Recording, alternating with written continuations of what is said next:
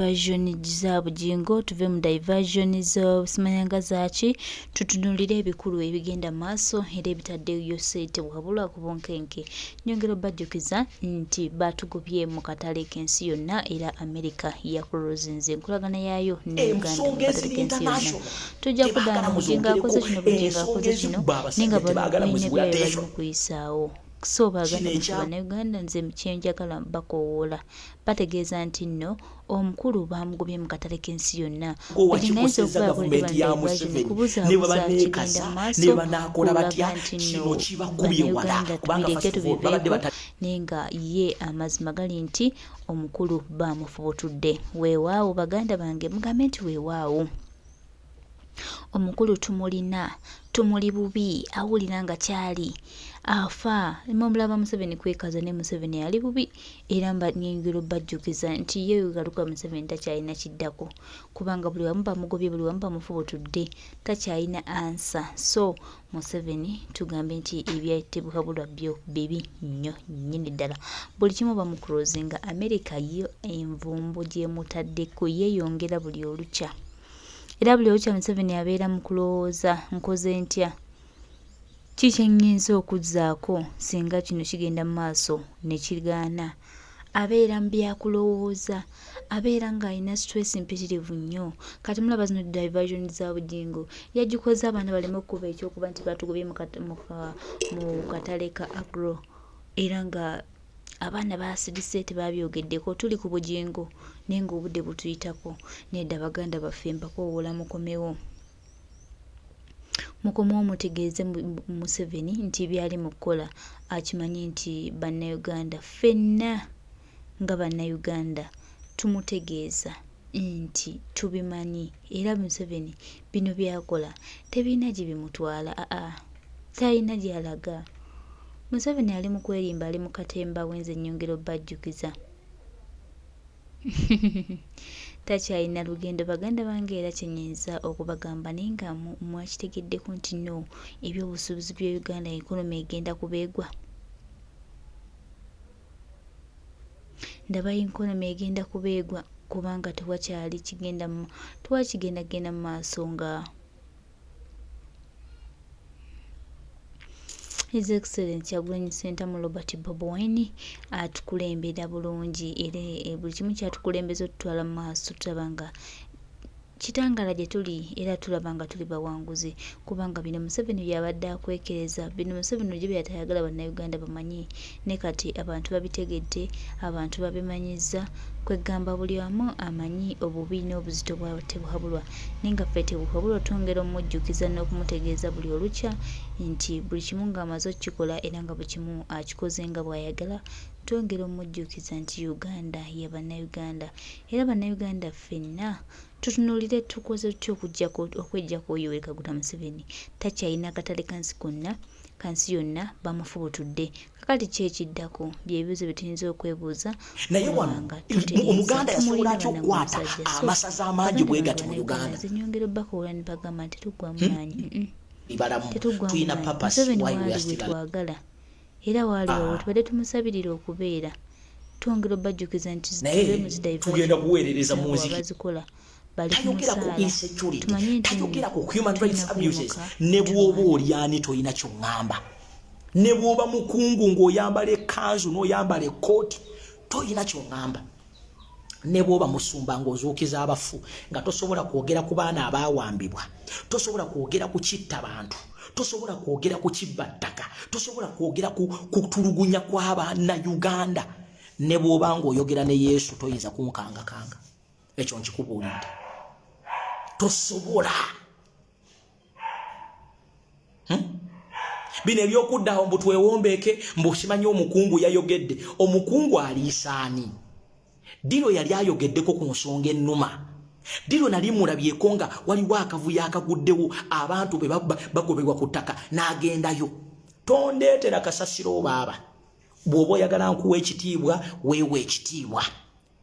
Bw'oba olowooza nti ogenda kukola ebyekisiru ojje wano nga weekwese mu bakungu otuke n'okutugambo NRM mbusa kati nawulidde musimanyi aba NRM batusosola ate tubasosola tutyanga mwe muli mu government mwe muyine emmundu mwe muyina sente mukaaba okusosola nalabye buno obuvuuka simanyi bwe bwani buno bw'oku TikTok musimanyi kakati mutandise tribalism n'obutunuulira enkuuka ne bw'oyogera emirundi 15 eyo enkuuka yo yajja ate ne kadi ya tribalism mwe mugitambuze mujja kulaba gye naggwera mukeere ku makya kali mudikiya eri mugambe kale tusigadde waffe mulabo bali wana abakimayo nga bwe nawulira kana akavubuka kabaho mulese tribalism musigale wammwe lwaki ogenda awantu we bakusosola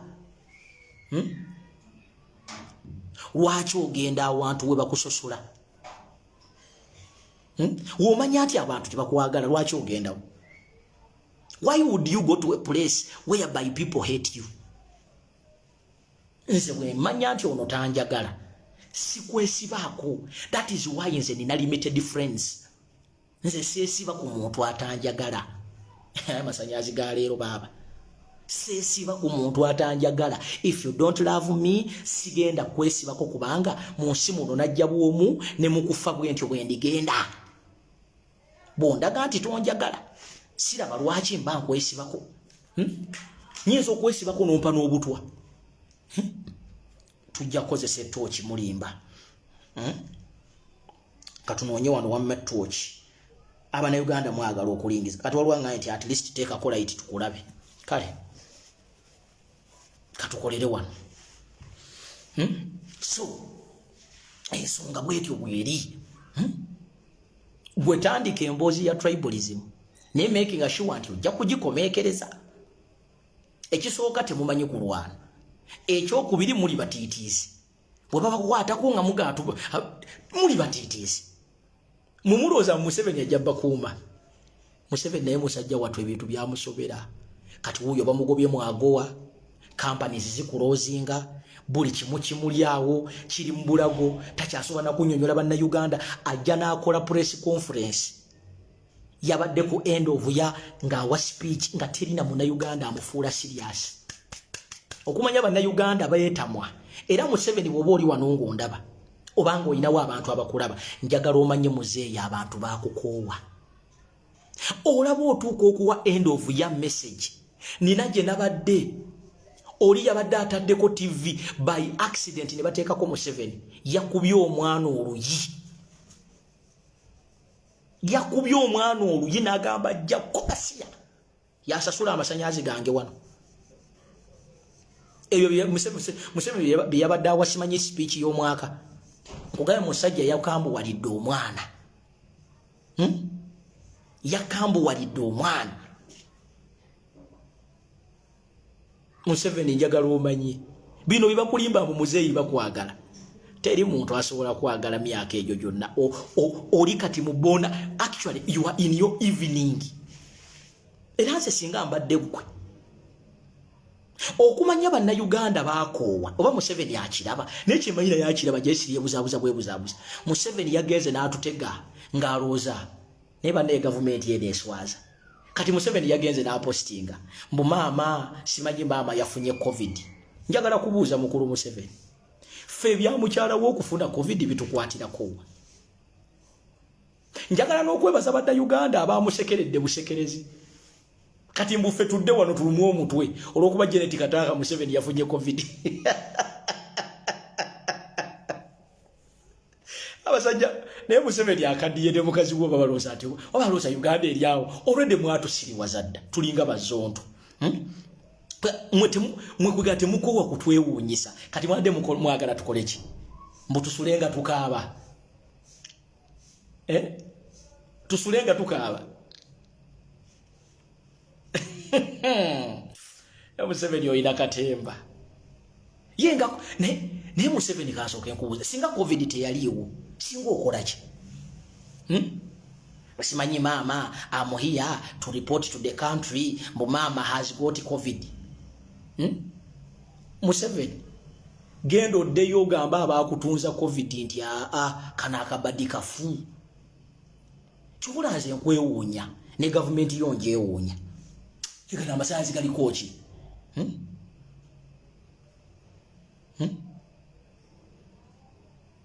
Goloza bannayuganda bakyafaayo oba olina covid oba tolina covid.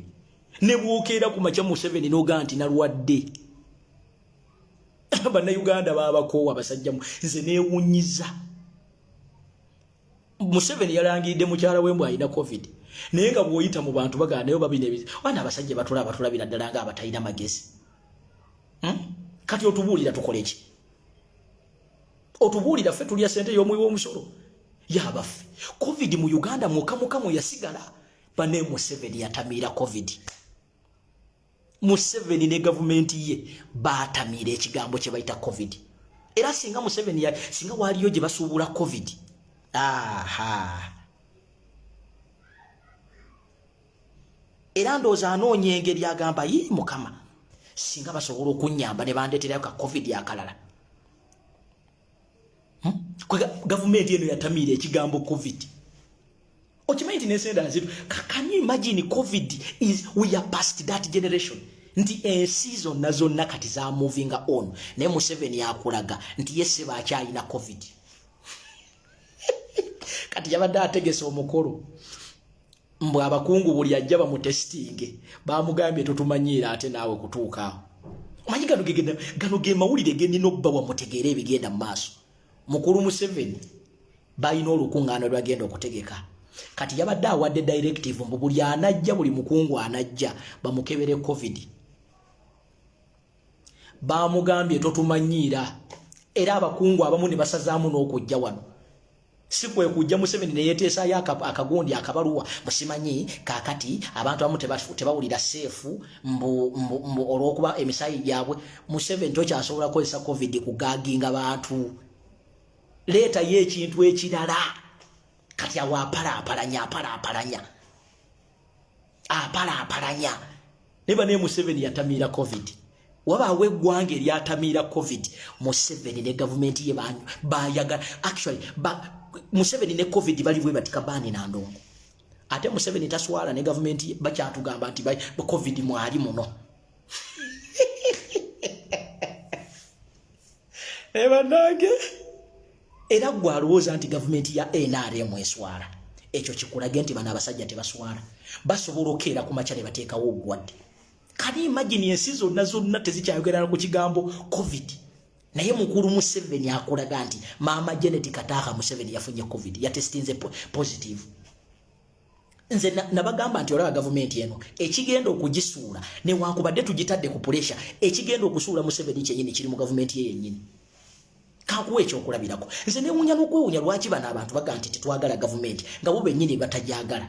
Sincerely speaking, why would you introduce a topic of COVID in Uganda right now? Ng'oyina abadelegates abagenda okujja wano. N'okeera ku makya and you announce your wife mbu alina COVID. What is the intention? Oleeta basuubalumba lambuzi ogoba bagobe. Osobola okukola statement bwetyo ng'eva mu mukulembeze w'eggwanga like for real. Wakunga nti Rwanda teri COVID. Wakunga nti Kenya teri COVID. Wakunga nti kale Tanzania tebalina COVID. Naye emirundi emeka gy'owulira nga bakifuula emboozi. Kiringanga bino emboozi gye muleeta buli lunaku. ADF. Ye kambuuzi ADF mweka beeyagala. Kwaga mwene ADF mwata omukago era muli ba mukwano. ADF yagala Uganda okufa obufi. Basajja mmwe musudde gavumenti yammwe. Like for real. Mweka abali mu East Africa wano ADF gyesobola okulaga. Like katwogere ku mazima. Guys, share this video. Tambuza video eno. Kubanga bye bino ebintu bye muyina okufuna muyite mu mwezi guno nga mumanyi kye musobola okugamba abantu bano.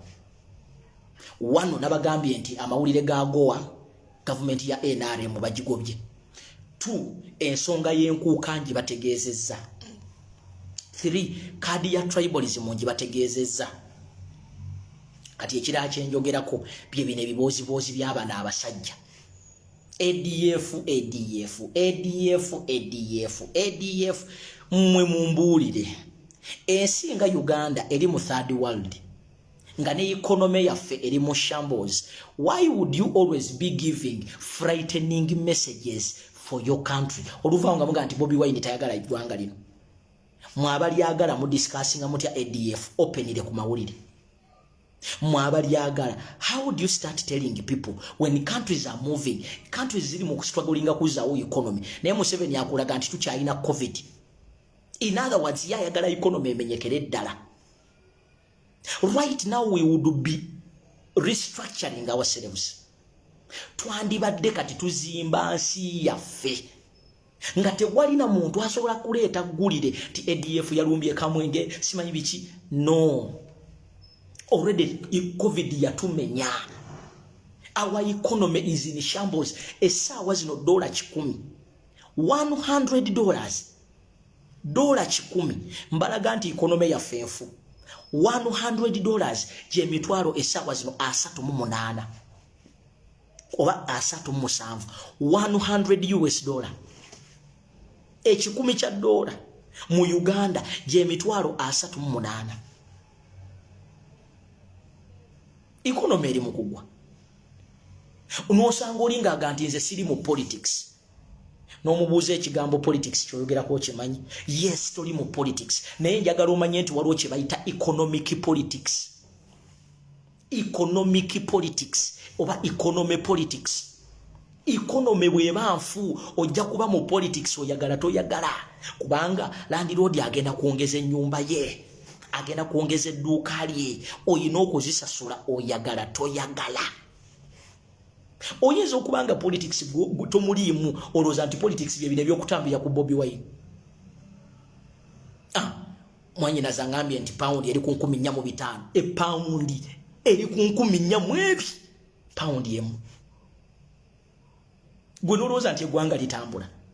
Guys, tudda mabega. Naye mmwe temukiraba.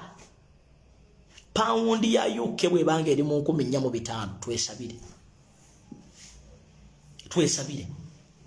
Binono bye bintu bye mulina okuwuliriza bakomrade. So ekirala ekikoza amawulire yensonga y'ennyonyi enwanyi egudde. Ennyonyi enwanyi ey'amagye egudde. Obubonero nno bujja mpola mpola. Si gwe mulundi ogusoose ennyonyi ng'egwa. Waliwo ekintu ekigenda mu maaso. Era 2024 bwe kataligirya manye nti 2024 alimu ba prophets bangi, alimu ba politicians bangi, alimu ba opportunists bangi. Naye tukanula amaaso gaffe tubeere bulindaala, tukanula amaaso. Kubanga 2024 ogenda kulabiramu ebintu byotalabangako. Mugenda kubaamu obujogoli bungi, mugenda kubaamu politics mungi, mugenda kubaamu ekigambo kingi. Naye njagala weetegeerere. Njagala otandika okozesa obwongo bwo nga gwe. Stand independently, take judgment ng'omaze kwerowooza. Si buli muntu agenda okujaga nti people power, people power, people power, people power timutuufu. Njagala otekinga kye bayita sound judgment. Oli bwe ayogera nono n'ayogera tuula wansi weebuuza ekibuuzo kino ayogedde kyaki. Era nsaba omwaka guno 2024 ebintu by'okulwanagana ku midiya kuno mu bikendeeze. Kubanga twonoona obudde bungi okudiscussing ensonga ezitalina makulu ne tuleka ensonga ezirina amakulu. Kino kibabuulidde. Let us put aside our nonsense, our rubbish, our misunderstandings. Ebbanga litugwako. Abapulaninga 2026 kino nakyogeddeko ku TikTok era kanziremu nkyogere.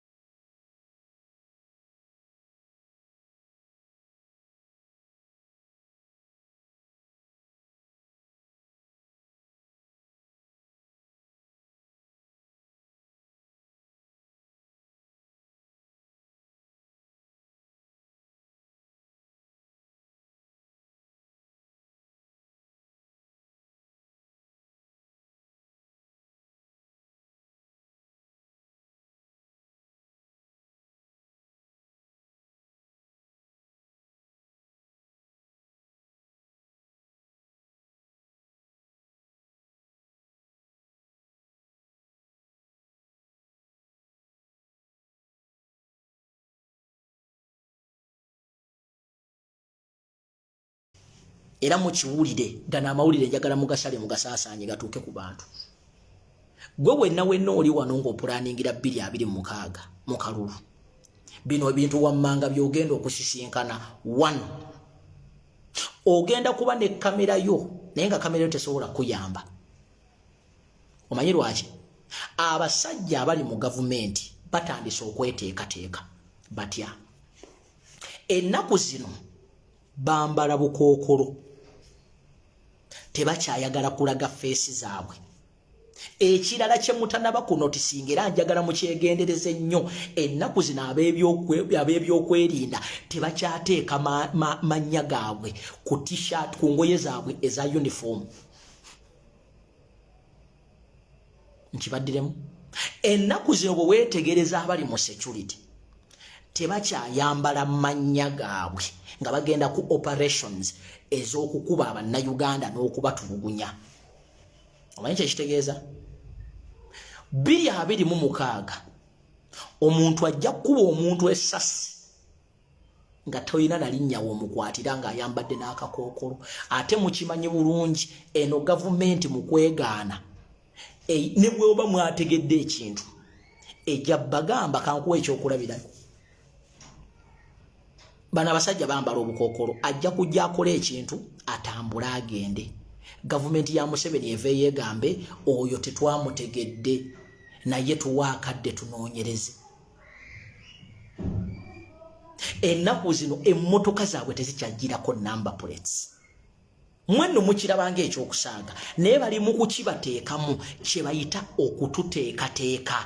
They are preparing citizens so that mugenda okutuuka wali nga mulaba kya bulijjo. Ebirala ebimu ebiri mu pakeji ya 2026 mwe muli abasirikale abato abafulumiziddwa nga balina komandi emu, protect first family. Era bwe njogerera kati bali mu barracks ez'enjawulo, bali mu kuba traininga.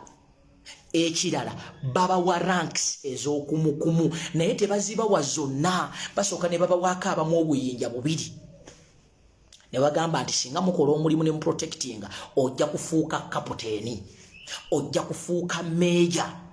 Mugenda kulaba abantu abaana abato be mutalabangako ku street.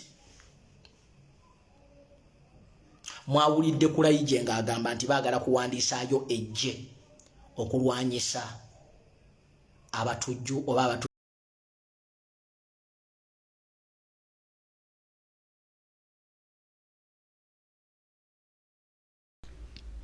Kyagulanyi Ssentamu Robert Babwany akyabakozesa ensobi ennyingi, akyabasuula mu bivuyo mingi.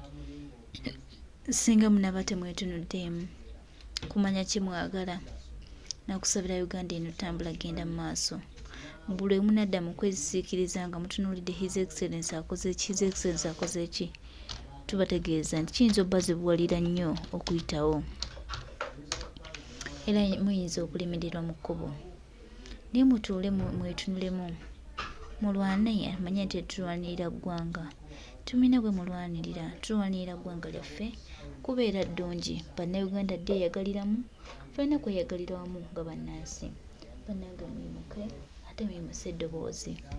Bingi byogera, bingi bikolebwa, naye mmanyi nti Museveni naye ali mu kattu. Amerika emutaddeko akazita ak'amaanyi era asula ku tebuukye. Obaawo yeefuula atabiraba, yeefuula gwe bitakwatako era yeefuula atabimanyi. Naye tubategeeza nti byonna bigenda fuuka lufumu. Era Bannayuganda, baganda bange, mikwano gyange, twongera obbajjukiza nti Museveni takyalina kyagamba. Eno Uganda ya Bannayuganda era Bannayuganda be balina sse ku ggwanga lyabwe. Twongera n'okujjukiza Museveni nti buli kimu mu kaseera nga bwe kimu amaze okukikola nga takyalina kiddako. Ategeere era amanye nti ate tugenda kuba bawanguzi ne Uganda ennungi ejja kwetooloola mu maaso gaffe.